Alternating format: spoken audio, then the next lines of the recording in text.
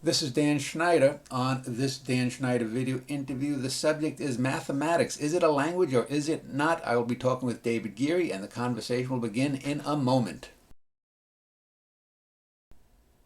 The subject is mathematics. Is it a language or is it something more? Is it something less? Is it something tangible? What is it? I'm going to be speaking with David Geary. He has written about that and other things mathematical. So, welcome, David. What I like to do is give my guests a few minutes to give a sort of précis about who they are, their life story down to a few minutes, who they are, what they do, why they do it. So, how did you end up in your field, and what is it about mathematics that interests you in general? Right, great. Thanks first for the invitation. I appreciate that.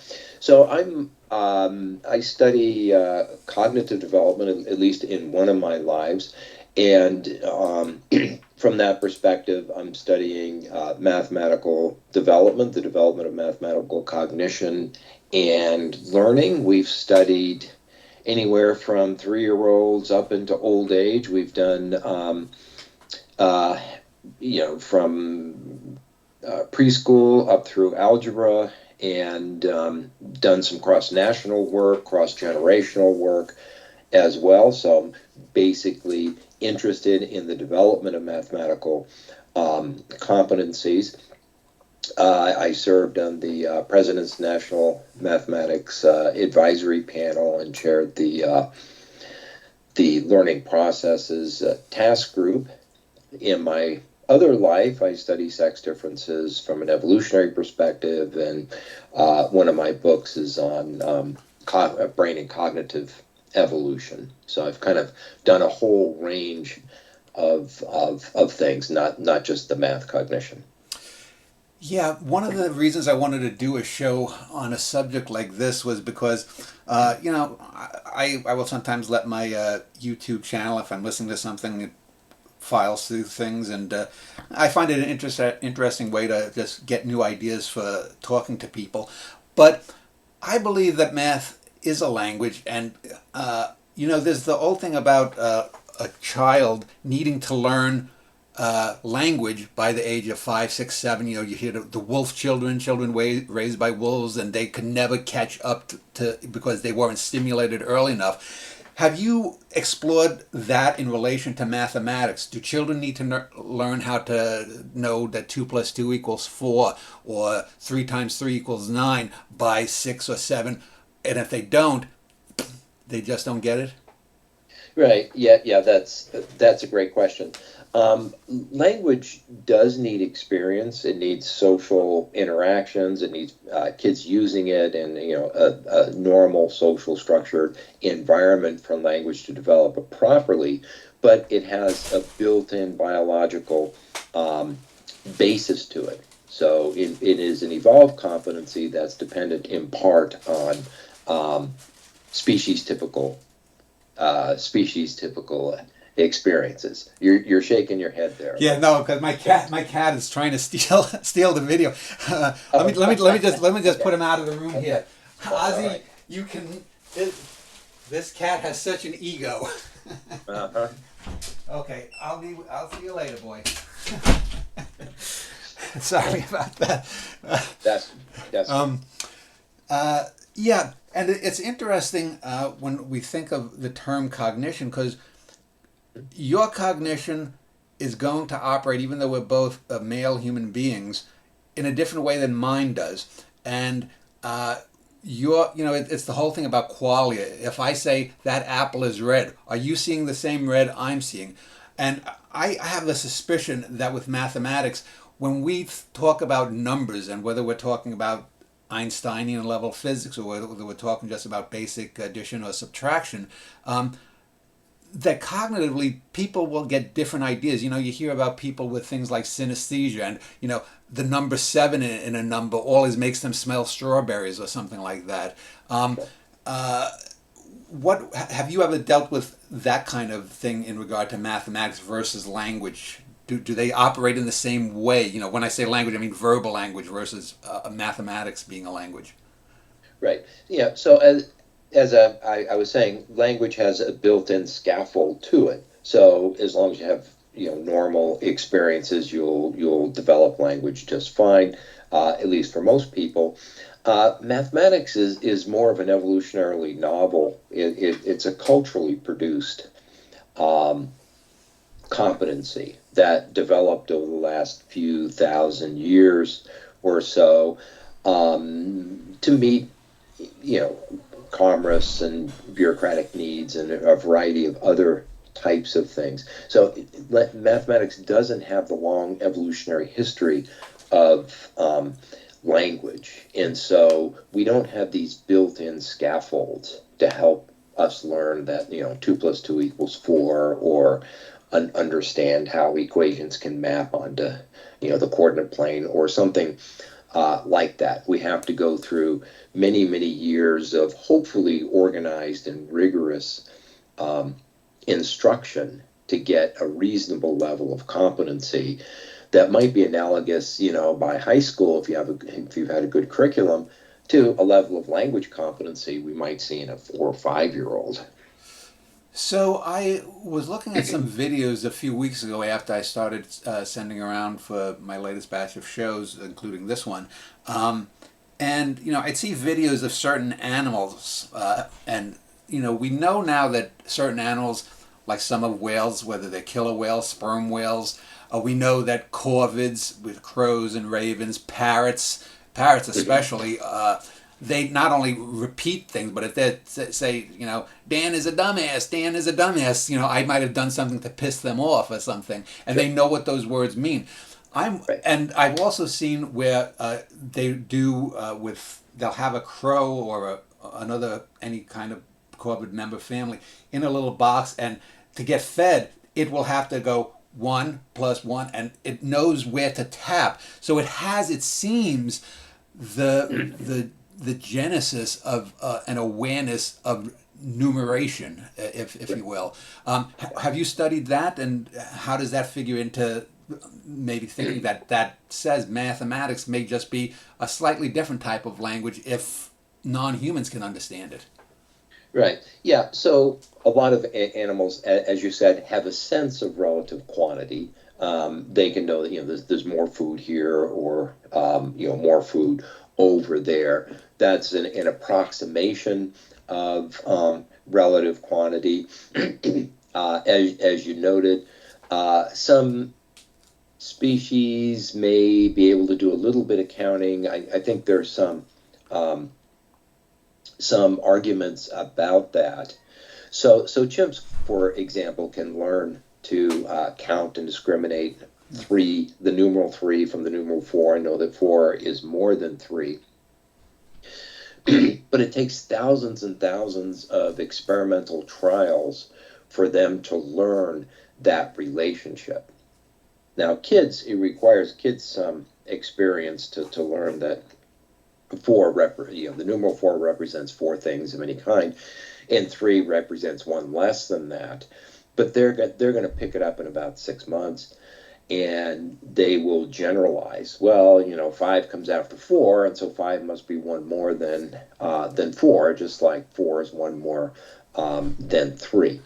Chimps and a lot of other species where you see this type of seemingly very intelligent behavior, what you don't see is extensive training to do those particular types of tasks. So yes, they can do them. They look intelligent, and some of their basic quantitative skills are built in, but they're much more limited than it is with language, for example. If we look at human language.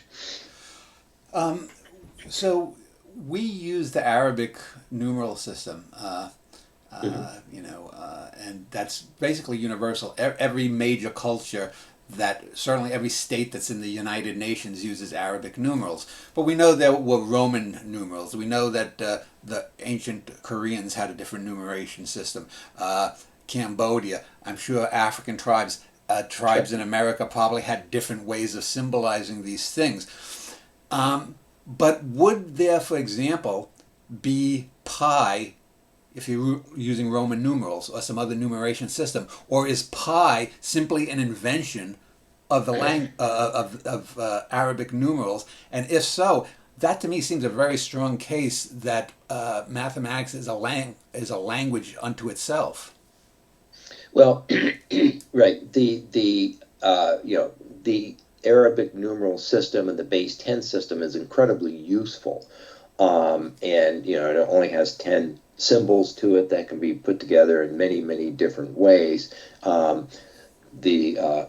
Roman system and other systems were much less flexible and didn't have the same underlying conceptual structure to it, which is why eventually everybody adopted this other system to it. And there certainly are rules to mathematics, clearly very, very well defined rules, just as there are rules to language. There's a structure to it. There are abstract systems that allow individuals to communicate abstract ideas to other individuals, or to think about things themselves, either verbally or with equations or mental graphs or whatever the case might be.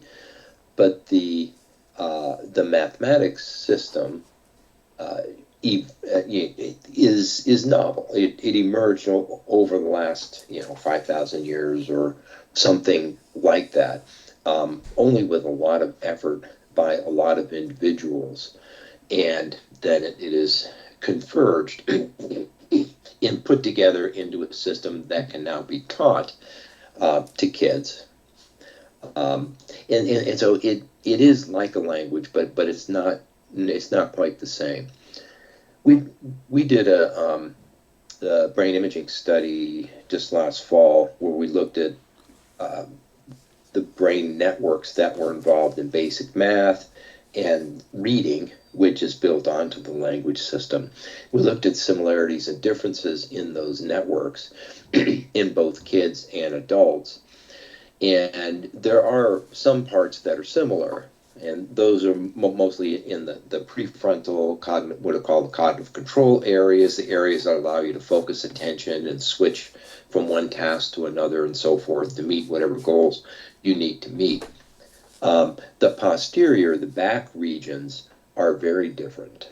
The reading network is basically the language network, which involves kind of left temporal lobe areas, and the mathematics network is more of it kind of above it, called parietal cortex areas, and they're all integrated into networks, but they're separate enough to know that they're not the same thing.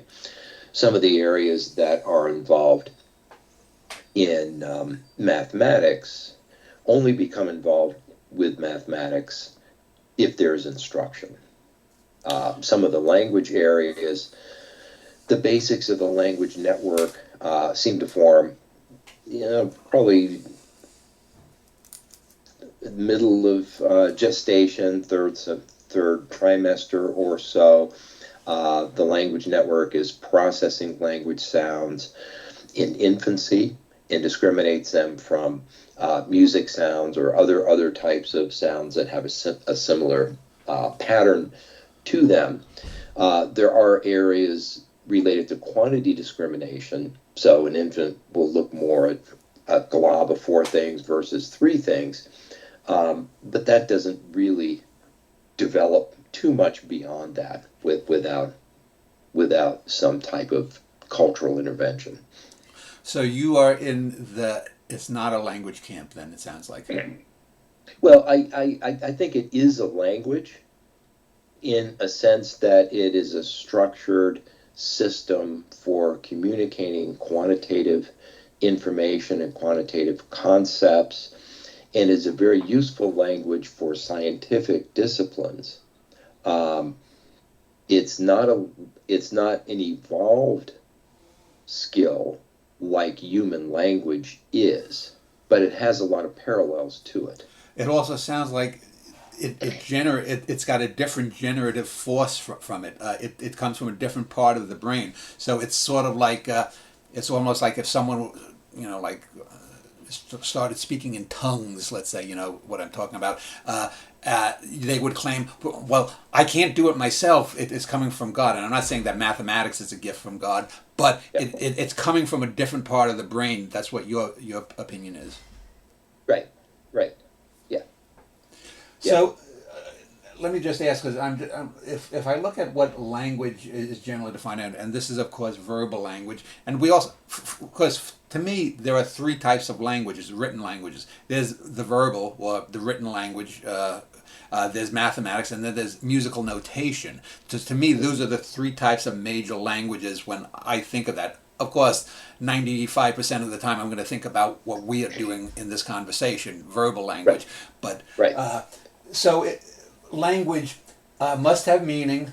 A language must employ grammar, must have syntax, and a narrative or discourse. That Right. does seem, though, if mathematics is generated from a different part of the brain, it does seem, though, that it's using the exact same, as you said, scaffolding as language.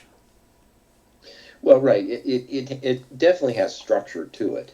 That there's an organization to it. There are very well defined rules for how these symbols can be manipulated, what they mean, and there's a lot of things you can do with mathematics.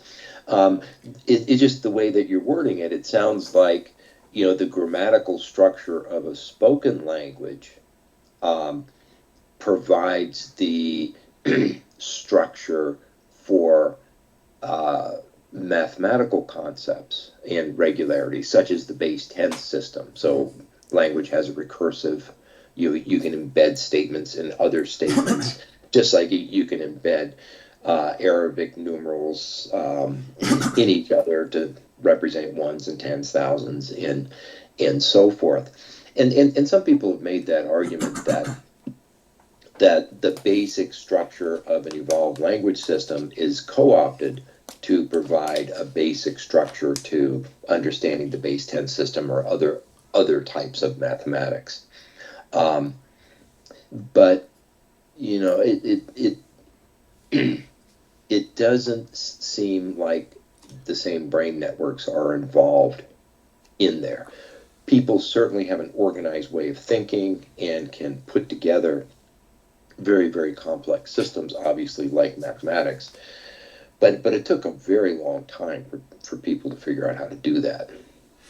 So when I think then of mathematics, if it's generated from a different part of the human, or let's say the animal life as we know it on this planet, would it necessarily be similar to an alien life form or to artificial intelligence as we are developing it? Because we all make this assumption in the last year or two. We've seen all these videos of AI is almost godlike. It's going to, either going to destroy us or it's going to push our society ahead 10,000 years in a week. But I mean, to me, a lot of that seems kind of silly because it is just ways to communicate, and ultimately, I mean, I'm not a mathematician, so I don't know the specifics. But when you read about or you see these videos, mathematics seems to have definite limits in terms of what it can convey and how it can convey it in ways that the human brain does not do, because it seems that the human brain is something functionally different than just a mathematical thing. You know what I'm saying? Um, yeah, not fully, but Well, yeah, that there was the idea of the human brain as a computer, and that seems now passé. That we recognize that the yes, brain, yeah, because it's made of meat. I think it was an Isaac right, Asimov famous story saying, if they're right, made of meat, a robot finds out. yeah, They operate in different ways, with the mathematics being purely on the side of the computer language, whereas right, human beings, right, we're fudgier, we're softer, squishier. right. Yeah. Right, right. Yeah, so yeah, it was really interesting in the early development of computer programs. This is before AI, but in computer programs and intelligent machines, production systems, other types of things. A lot of these systems turned out to be pretty good at doing things that were evolutionarily novel, like mathematics, because it has a very well-defined structure to it, very well-defined rules, so forth, that you could program in and, you know, tell it how to do all sorts of things.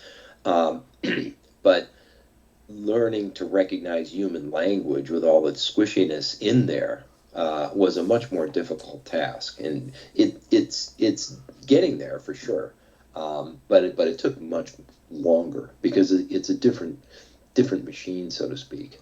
Well, I think what you're saying, and I would agree if you're saying this, that verbal language has more nuance. Verbal language, Right, we can literally say the same thing in terms of vocabulary, but depending on where we place our emphasis in it, as we speak it, we can be sardonic, we can be angry, we could be right, defensive. But you don't right, have that in mathematics. There's no such thing as a hubristic equation. right, right, right, right. Yeah, yeah. So it's the machines are good at these non-evolved things, and they're not picking up on the nuances that we communicate. And we pick up on those nuances because we have language-related systems that are going to pick up on vocal prosody, intonation, implications of a particular word in a given context of the relationship or whatever the context they're talking about. That you don't have any of that in mathematics. And even with AI, they're pretty good at summarizing things, but they don't pick up on a lot of these contextual types of cues and nuance that a typical speaker and audience would pick up on. So let me go back to the idea of something like pi or any of these sort of uh, exotic numbers that a googolplex or something like that that Hmm. in everyday life they may as well be remnants from an Atlantis civilization because they Sure. don't really have anything to do with real life. But if we did, let's just stick with Roman numerals, since that's the most famous non-Arabic numerals. Is there Could there actually be the conception of pi, or many of these golden ratios, like you see the snail, the curving, what the snail shell kind of Right. thing. Yeah. Could we even conceptualize such a thing if we don't have the tools for it? The Arabic and base 10 is certainly a more efficient model than the Roman numerals. Right. Yeah. So yeah, it helps to have a decimal place to understand these complex numbers. Now, the Greeks, a lot of the Greek mathematics was more geometry, and they're kind of getting at the notion of pi, but they didn't have a precise mathematical, numerical, quantitative representation of it. I would imagine it would be difficult to get there with Roman numerals. So if you were, say, an intelligent creature, at least the equal or greater than we are, and you developed, say, in an environment, say, if you for somehow could develop at the bottom of an ocean like we have, or if you were developed on a planet that had different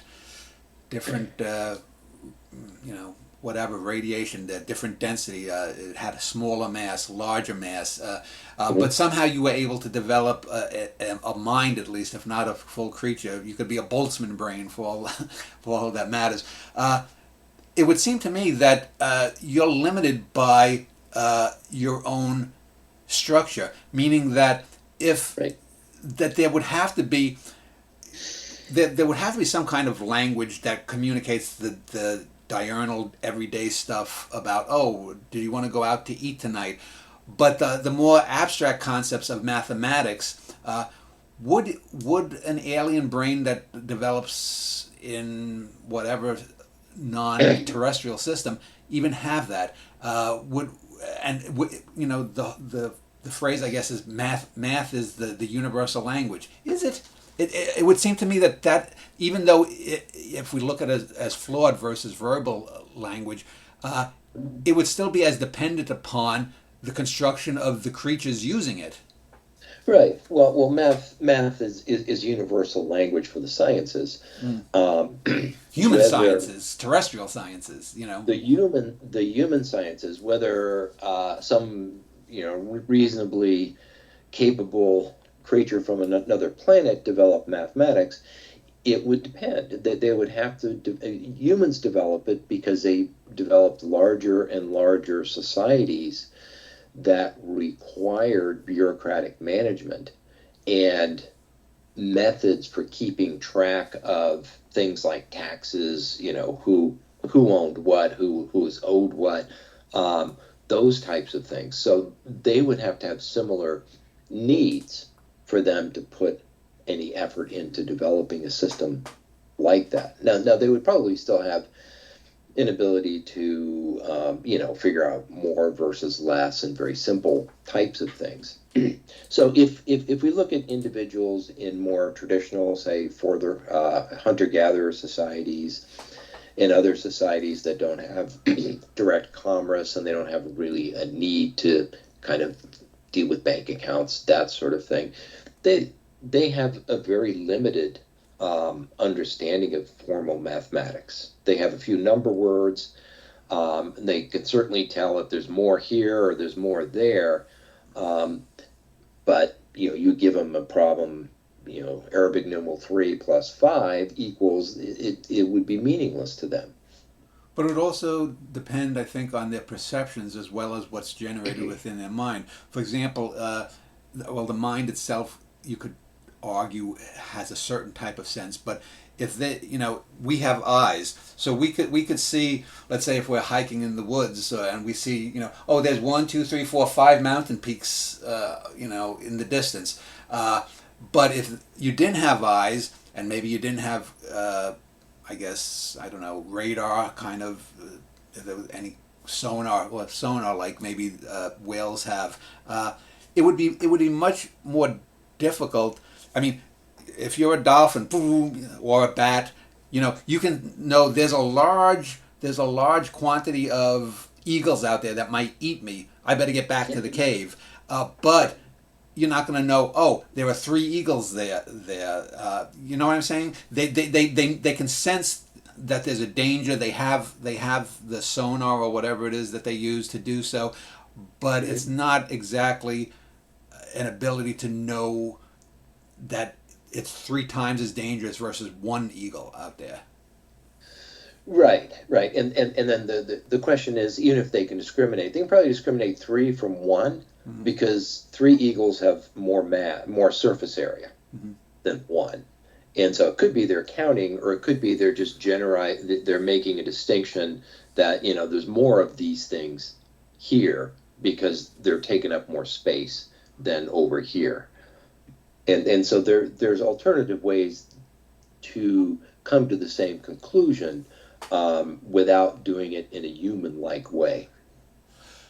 Yeah. The reason I say that is I know, for example, I've worked many years in retail, and sometimes when I have to order things, I'll look at a shelf. Maybe I'm ordering milk, or maybe I'm ordering something else, and I get my first impulse. I don't know if this would be considered synesthesia. Is, oh, I need whatever. I see I see how many is needed. Then I have to go and immediately, and this is in the process for a second and a half, go, oh, I need 17 of them.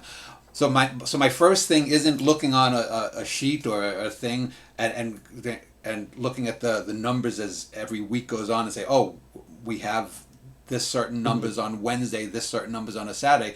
It's boom, I see it. And if sometimes it's smaller, sometimes it's larger, and then comes the mathematical part. So right. I'm wondering, just as we've been speaking, I've been listening to you, I'm wondering if mathematics is not, if we consider it a language, is it not a primary impulse, or is it a secondary or tertiary thing? Because if I say to you that apple is red, mm-hmm. you may understand that a little bit more than if I say, well, I need because the 17 milks that I need, I had that step where I just get the information. Now everyone might not have that; they'll have their own different ways to measure that. But I'm just wondering if one is more of a primary sense of a language, and verbal language is the primary language for human beings. Mathematics Right. is secondary. Music may be tertiary. Right. Right. Yeah. Yeah. And in fact, I've argued that when we think about cognition and academic development and just processes, it's helpful to distinguish a primary or an evolved competency from a secondary one that is school taught, basically. With your milk example, you're looking at it and you're getting a general sense of approximately you need more than usual or less than usual or a few or a lot there. That's a built-in, it's called the approximate number system, and a lot of species have that. It gives you kind of a general range of magnitude. But then when you make the order, you can't say, well, we need kind of a little more than typical. You have to say, well, we order 17 of these. In there, you have to base it on counting or your training or whatever it is, and you use biologically secondary and evolved language mathematical system to be precise in that context. So I want to talk about two modifiers that are always used with mathematics that I find sometimes frustrating. The first is when people talk that math is real. If, for example, just to use the old apple again, if I have a barrel of apples, I can say, well, I've got one barrel of apples, and I count them. There's 188 apples in there. But the the fact that there's a barrel of apples seems primary because 188 is always metaphoric in a sense. That's how many apples there are, but it's not an apple. I can hold the apple in my hand. I can take a bite out of it. I can make applesauce. I can do assorted things with it. I Right. can't make 17 sauce. Right. Right. Yeah. So the 188 is an abstract representation of a specific quantity. Now you could have 188 cars too, or 188 books, or 188 of a variety of things. So it's a quantity representation that can be applied across a variety of different contexts. But a book is not an apple, and so you can eat an apple, and you probably wouldn't want to eat a book. But when people then talk about math being real, sometimes you'll see on a TED talk or something like that that the universe is pure mathematics. Mathematics is real, and to me that seems the hubris of scientists, because what do they really mean by mathematics? I can call the apple, but someone who speaks Romanian is going to call it something different probably. Right. And so the only thing real about the apple, presumably, and I don't want to get into the physics of whether or not it's pure empty, more empty space than filled, but the point is the apple is something that is tangible, that can be held. And so what do scientists mean when they talk about mathematics is real? It's not materially real, but it's real conceptually. Right. So mathematics can be used to precisely represent structure in the universe, or structure in behavior, or structure in cognition, or whatever the case might be. Just like 188 can be used to represent the number of apples in a barrel. So if somebody asks you how many apples are in that barrel, you don't have to count them over and over again every time. You remember that quantity is there. But there's a lot of debate. You could have a structure to something, and you can have two mathematical systems or equations that explain the same structure. but have different underlying Which would implications be about like how 3 that times works. 3 is 9, or 3 plus 3 plus 3 is 9. Right, right. So there's different ways to get to it, and I think there's a lot of debate about kind of what is the mathematical structure of the universe, at least especially on smaller scales. Um, so there's there presumably there is a structure at all levels, um, but there are many different ways, different mathematical fields that might lead you to predict the same structure, but presumably only one of them is right.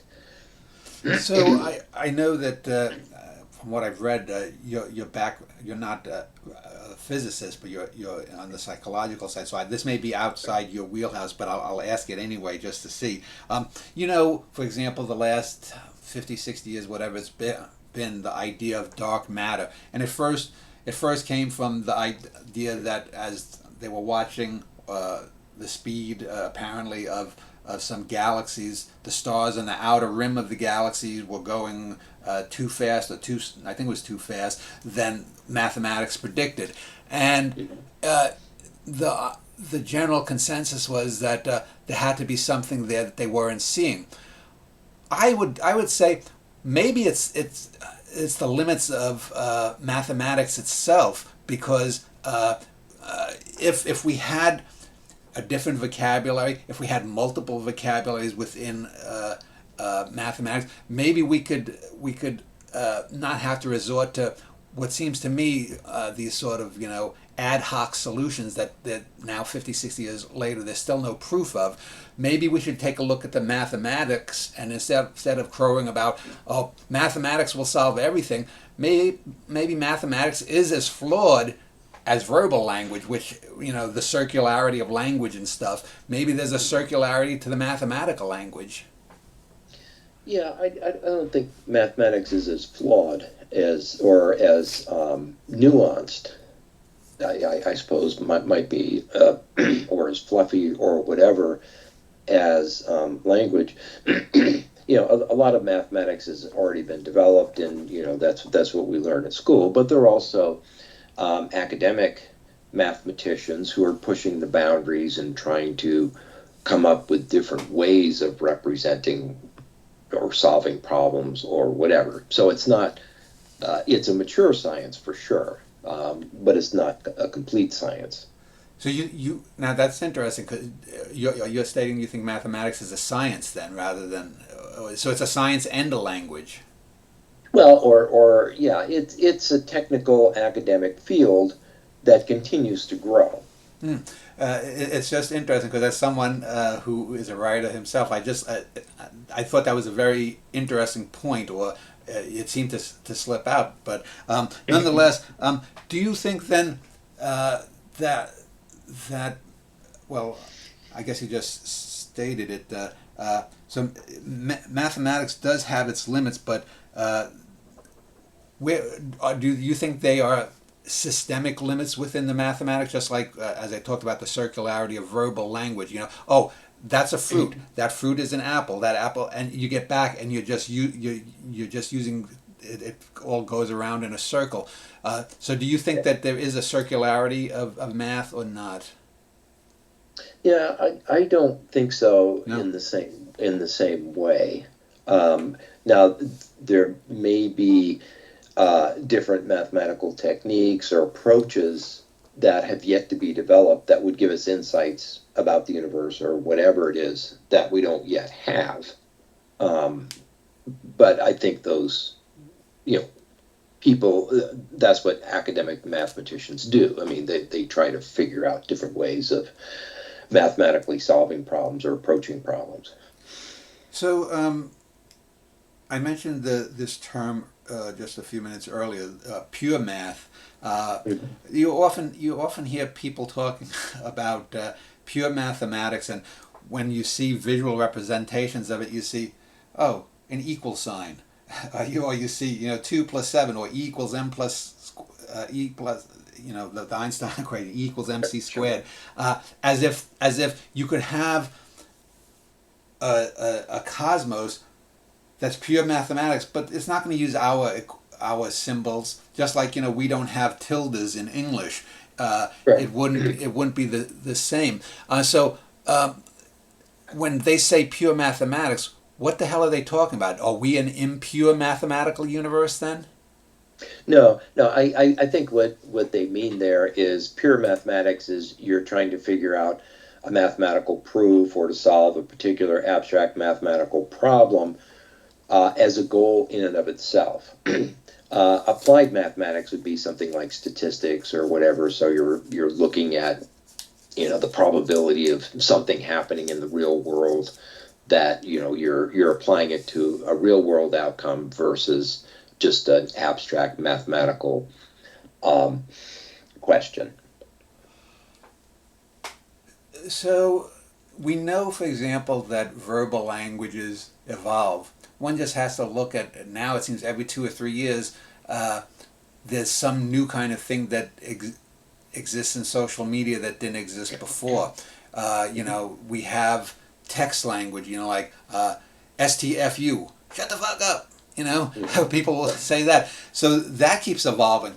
Um, Mathematics, I would say, seems to evolve lingually, if you want to call it that, but it seems to do it at a much slower level because it's not the coin of social discourse the way that verbal language is. Uh, Right. do you agree with that? Number one. Number two, can you give a good example of how mathematics has evolved? How? Yeah. So right. I do agree with the that the ways of communicating with people change, and the mathematics and the the slang or whatever changes as well. The basic goal is the same is to express yourself in a social context. Um, Mathematics evolves through or develops through the hard work of a lot of people focused on trying to develop better um, abstract, technical, mathematical techniques for solving particular problems or for solving a problem in and of itself. So it's a much more elite process and restricted process that requires years and years of training and focus and dedication to move what is already a pretty mature field a little bit further. Um, from what I've seen of TikTok, which isn't much, doesn't seem to require much training to do that, and it's not really going anywhere. It's not getting better or more sophisticated or whatever. It's just people changing um, the jargon or whatever the current fad is kind of bounces around depending on who's doing it. So that would suggest to me, from what you just said, uh, that more dependent upon how we humans evolve than mathematics in and of itself. In other words, that's a tool. I mean, language is a tool, mathematics is a tool, musical notation is a tool. I Right. noticed just looking on your page, and I'll link to this page for anyone later below this video, your David Geary page on Missouri, that you had done work, male female, the evolution of human sex differences. So that Mhm. brings up the idea, getting back to whether it's AI or aliens or other animals. Men and women seem to look at mathematics, or feel mathematics, understand mathematics in slightly different ways, dependent upon their sex. Uh, Number one, do you agree with that? Secondly, what are those differences? Are they the classic thing where it seems that women on a day-to-day basis are better at managing money than men, whereas men seem to be in more the abstract mathematics? They're doing the Leibniz and calculus of Newton rather than the statistical accounting that you just mentioned earlier. Sure. Sure. Yeah. Lots of debate about this, of course. So if you just look at it like a standard math achievement test, um, there's not consistent differences. If there are differences, guys often do a little bit better. The areas where guys typically do better are visual spatial areas. Hmm. So geometry, you get a bigger sex difference where your ability to, to understand angles and, similar angles and whatever the problem might be, is facilitated by men's advantages in visual spatial abilities. So learning those types of things is a little bit easier for guys, and guys seem to be more naturally prone to automatically go to visual spatial representations for solving a lot of math problems. Now, women who are good at visual spatial skills um, do the same thing as men do. So it's not sex per se, it is how well the visual spatial skills are developed, and that then provides a different way of thinking through problems, reasoning about problems, setting them up, and so forth, that results in a sex difference in certain areas. If we look at memorized school taught algorithms for solving, you solve this problem by doing A, B, C, and D. Girls often do better on that type of thing because they do their homework more than guys do, and they pay attention in class. So you also wrote about neural substrates and genetic influences in mathematics. Does this, and you can explain more fully, but does this mean that there's a limit to individuals based upon their genetic predispositions, that they are going to be good or bad at math? I mean, that would seem obvious, but to the degrees to which they would be, I guess I would call it the mathematical equivalent of if someone thought that they were gay or straight or trans or non-trans. Is there that kind of shading in the genetics when it comes to someone trying to grasp a mathematical concept, even a basic one? Yeah, so I don't think there's kind of math genes per se, like Mm. there are language genes. Um, the genetic contributions for math kind of overlap genetic contributions in other areas. So this is the ability to stay focused, to pay attention, do your homework, your top-down attentional control, your ability to problem solve, think through problems. All of that's going to be important across a number of domains. And it's going to be especially important for a highly abstract, rule-based domain like mathematics, where you really have to be able to focus your attention and think logically, and you have to solve a lot of problems to do it, and so forth. Another potential contributor is influences on the visual spatial abilities that I just mentioned, that there'll be some heritable components to that and some hormonal components to that. It doesn't have anything to do with mathematics in terms of its evolution and its basic function. Function is just to get around in the world or to understand how objects look from different perspectives. But once you have that in place, you can use it for mathematics. You can co-opt those systems for certain types of mathematics. So, I guess a final question or two. I had mentioned earlier about artificial intelligence and how there seems to be sort of this, I guess we call it a priesthood of people who are sort of hold out that artificial intelligence is going to be the end all and be all, or it may end us all, depending on which side of the coin you're on. Yeah. But you hear these crazy things like that the mathematics will solve every problem. That you'll be able to plug in, and all of a sudden you'll know trans-Einsteinian concepts, shall we call them. You're going to have a 500, 1,000, a million IQ, whatever the hell, however the hell that could be imagined. I have no idea.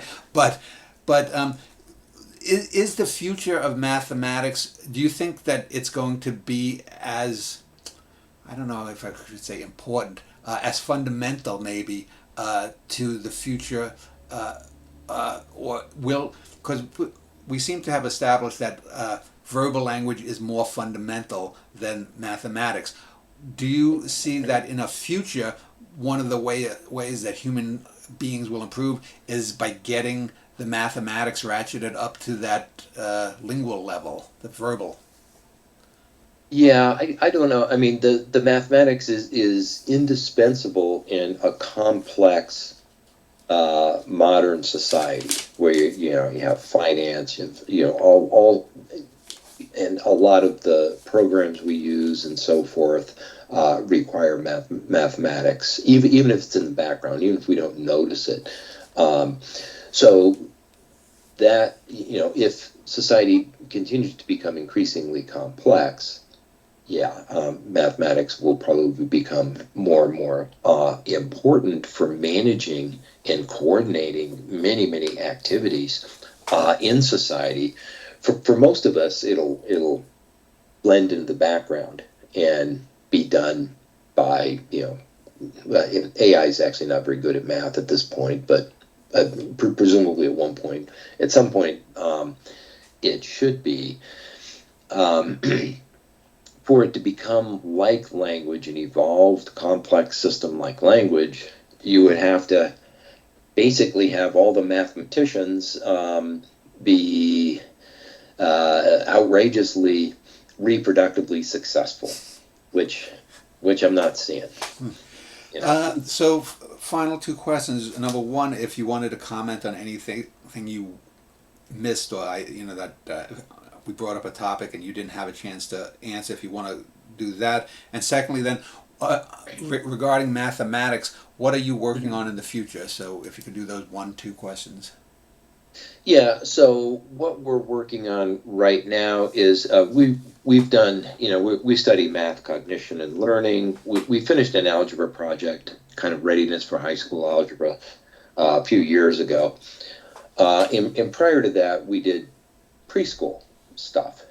We looked at early quantitative development and to see what it was going to take to get kids, like 3-year-olds, ready for learning formal mathematics when they enter elementary school. And we figured out a few things that were really critically important, such as understanding that the number word for represents 4 things or 4 actions or 4 objects of any kind. It's not something that comes easily to kids. It takes them a while to get that. So we identified a few key things, and then we figured out that the earlier they got these things, the better. Because it's kind of like, well, if you don't understand that, you can't kind of move forward to the next step. So if you pick it up earlier, you're going to move forward earlier. So we're working on a similar project now, looking at 3 and 4-year-olds, the 2 years before kindergarten, and we're looking at their development of these skills. We're looking at their cognitive abilities, like their ability to pay attention, focus attention. We're also looking at their home environment. We're testing their parents' math achievement, their reading achievement, math anxiety, going into their classrooms to look at, are they sitting still and paying attention? What are the teachers giving them in their classrooms, and so forth, to try to figure out what are the contributors to this early variation. Even when kids enter preschool, they're not even 4 years old yet. There's already a substantial variation in the basic quantitative knowledge that they have, like how far they can count and what they understand about numbers. That has to come from the home environment or something similar to that. But we haven't fully figured that out yet. And we have some ideas now. And then the hope then is to figure these things out and eventually develop early interventions so that we have the kids that are at risk. We can kind of move them ahead by a year or so they're not starting school already behind. Because if you start first grade behind, the chances of you staying behind throughout schooling and into adulthood are very high. Just before we go, one thing came to mind as you were talking, and it took a couple of minutes to go around my brain. It's interesting because to me, the best example of where mathematics and verbal language sort of come together is in poetry. And I've always argued against the idea of meter because we do not speak in perfect I ams like that. And so Right. it's always an approximate thing. Whereas to me, if you look at the best poetry, and I don't want to get off on that, but the the rhythms seem to rise and fall in waves, wave functions rather than the boop ba 0 1 0 1 0 1 0 1. Right. And I'm wondering if in the future that might be an area where mathematics and verbal language will have a greater kind of communication in that. Because I think one of the things that, and as someone who writes poetry myself, that's always been a bugbear of mine is when people try to ascribe and try to shoehorn language into these metric systems that I don't think really exist. And I was just wondering, as someone who is familiar with both mathematics and language, have you ever? Does that make any sense to you? Or? Yeah, so I think there's a couple of questions there. One of them is, so there's a cadence to a poem that people find attractive, and that you could probably ferret out or figure out some mathematical rhythm or structure to that, and represented in an equation, a sine wave, or whatever the case might be.